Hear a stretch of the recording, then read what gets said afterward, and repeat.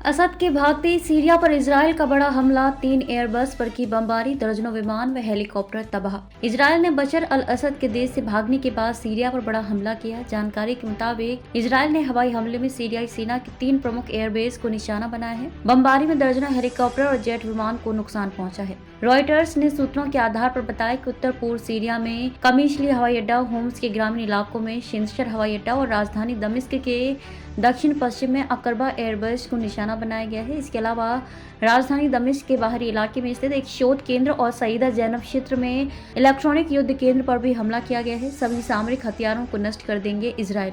Israeli अधिकारियों ने सोमवार को कहा कि इजराइल सीरिया के उन्नत अधिकारों के भंडार पर हवाई हमले बढ़ाएगा और जमीन पर सीमित अन्य मौजूदगी को बनाए रखेगा ताकि बशर अल असद के तख्तापलट के बाद पैदा होने वाले किसी भी खतरे को रोका जा सके। इजरायली प्रधानमंत्री बेंजामिन नेतन्याहू ने अपने कार्यालय में देर रात प्रेस कॉन्फ्रेंस में कहा कि हम सीरिया में नई स्थिति के बाद अपनी सुरक्षा सुनिश्चित करने के लिए सभी आवश्यक कदम उठाएंगे।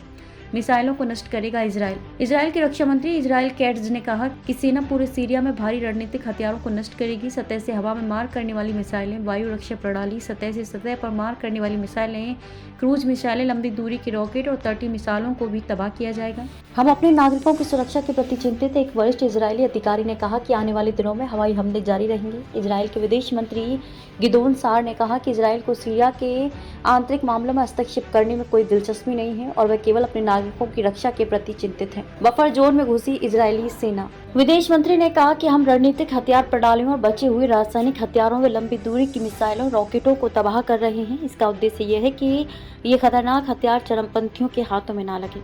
इस बीच इजराइल की सेना ने गोलान हाइट्स पर सीरिया की सीमा पर लगी बारूदी सुरंग को हटा दिया है। इसके अलावा सीरिया के बफर जोन में इजराइल की सेना घुस चुकी है।